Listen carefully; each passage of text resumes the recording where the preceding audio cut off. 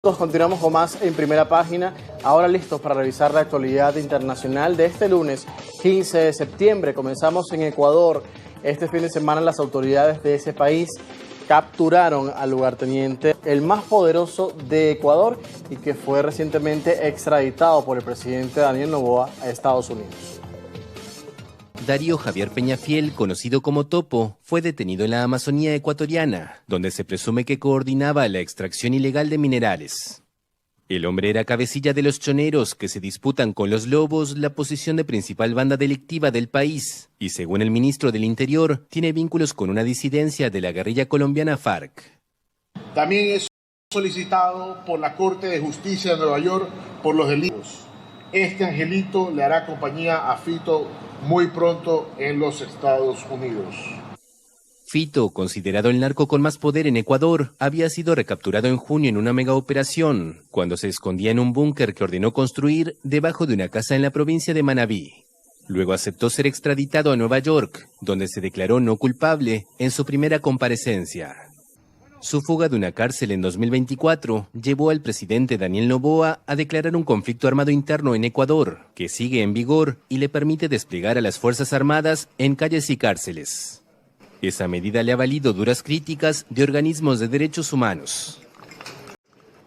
Y vamos ahora a Brasil porque el expresidente Jair Bolsonaro fue autorizado este domingo por la justicia para salir de prisión domiciliaria y realizarse unos exámenes médicos. Esta sería la primera salida luego de ser condenado a 27 años de cárcel por intentar un golpe de Estado en el gigante sudamericano. Vamos a ver los detalles. El expresidente de Brasil fue autorizado por la justicia a abandonar el domingo la residencia donde cumple una orden de prisión domiciliaria para realizarse un procedimiento médico. Confinado desde agosto y objeto de vigilancia las 24 horas por un riesgo de fuga, el exmandatario fue sentenciado esta semana a más de 27 años de cárcel por liderar un fallido plan para impedir la asunción del presidente Luis Inácio Lula da Silva, que lo derrotó en las elecciones de 2022. Bolsonaro, de 70 años, llegó a un hospital de Brasilia en la mañana, pero no se dirigió a la prensa ni a decenas de simpatizantes que lo esperaban en el lugar. En un procedimiento ambulatorio, Bolsonaro se sometió a la extracción de 2 lesiones cutáneas, una de ellas descrita como una neoplasia de comportamiento incierto o desconocido de la piel. Estoy sufriendo mucho por esto. Estoy llorando por el sufrimiento de mi presidente. Bolsonaro es nuestro verdadero presidente. Sabemos lo que pasó en esa situación. Esa elección no fue verdadera. Esa elección no fue verdadera.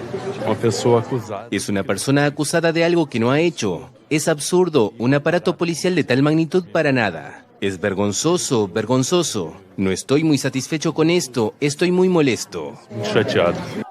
Principal líder de la derecha en Brasil, el exmandatario se dice víctima de persecución y su defensa ha anunciado que apelará el fallo de la Corte Suprema, incluso en instancias internacionales.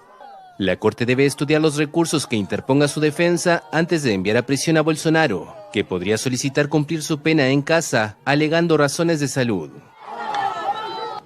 Y vamos a Medio Oriente porque el primer ministro de Israel, Benjamín Netanyahu, afirmó este domingo que la visita del secretario de Estado de Estados Unidos, Marco Rubio, al Estado hebreo tiene que ver con afianzar la relación y lo fuerte también de estos lazos entre ambos aliados. Esto ocurre días después del ataque israelí contra Hamas en Qatar, que ha generado tensiones en la región y, por cierto, la respuesta de ese estado del Golfo.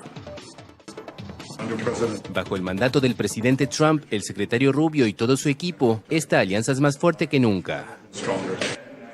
El viaje se produjo pese a que el presidente Donald Trump se mostró molesto por líderes del movimiento islamista palestino en Qatar, un aliado de Washington. Este ataque sin precedentes tenía como objetivo a dirigentes de Hamas reunidos en un complejo residencial en pleno centro de Doha, capital de ese estado mediador en las negociaciones para un alto al fuego en la Franja de Gaza. Antes de su llegada, Rubio dijo que de la relación de Estados Unidos con Israel, pero admitió que tendría que hablar de ello y del impacto que tendrá. Mientras tanto, el primer ministro de Qatar instó el domingo a la comunidad internacional a dejar de usar el doble rasero y a sancionar a Israel por todos los crímenes que ha cometido. Israel debe saber que la en curso a la que está siendo sometido nuestro hermano el pueblo palestino, cuyo objetivo es expulsarlos de su tierra, no va a funcionar por muchos argumentos que se invente para justificarla. El 7 de octubre de 2023, Israel diezmó a los líderes de Hamás y juró destruirlo y expulsarlo del territorio palestino, gobernado por los islamistas desde 2007. En la Franja de Gaza, azotada por la hambruna y devastación, el ejército israelí continúa su ofensiva en la ciudad de Gaza, a la que presenta como uno de los últimos bastiones de Hamás y sobre la que quiere tomar el control. Y vamos ahora a ver una información ya más allá de la Franja de Gaza, porque se relaciona directamente también con lo político y lo deportivo.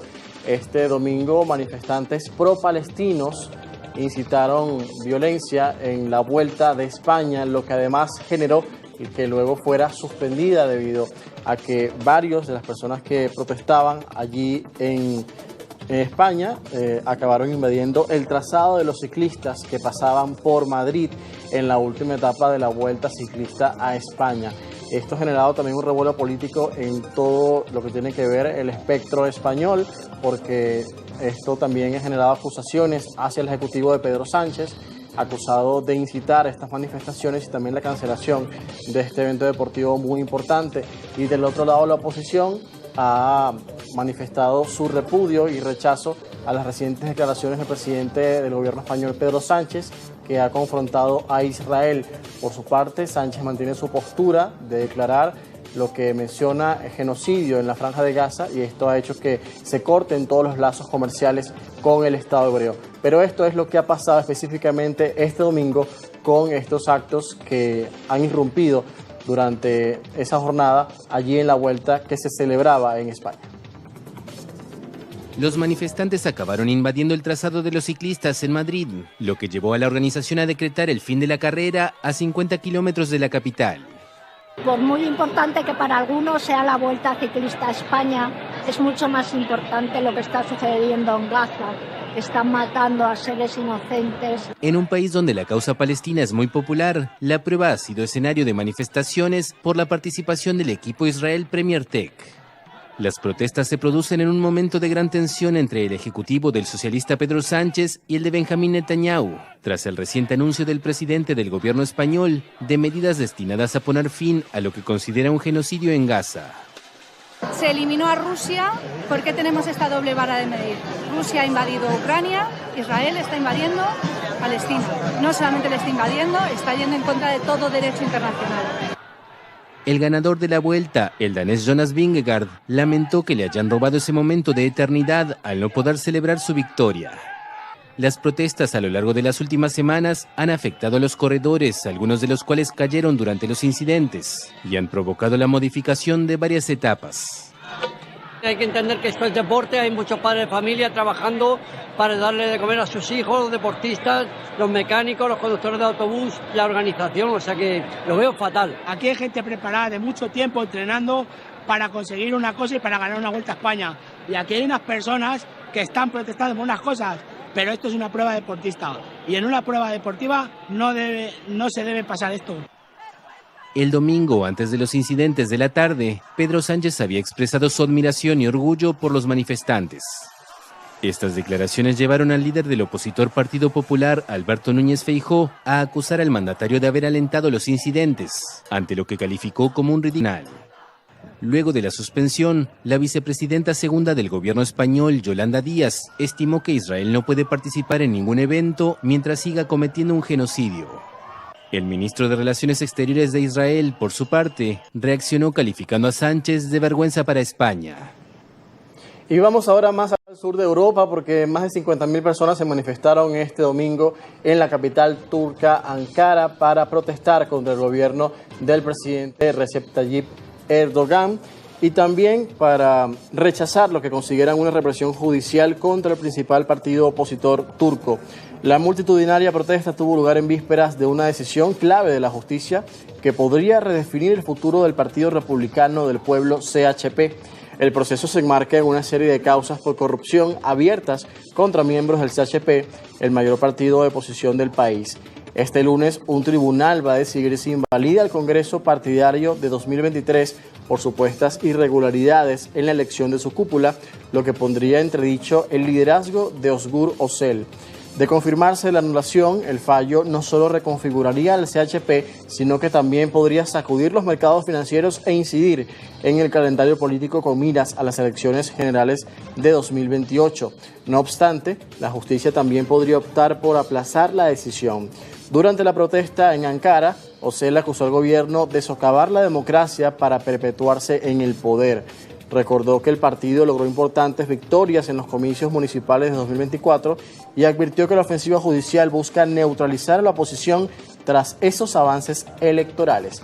Esto surge también en medio de la tensión política que ya se ve en Turquía, en la oposición, sobre todo que denuncia persecución política contra sus principales líderes y también rechazan el encarcelamiento del alcalde de Estambul, un presidenciable y férreo opositor al presidente turco Recep Tayyip Erdogan. Esto llega directamente desde ese país euroasiático y con esto cerramos la actualidad internacional aquí en Primera Página.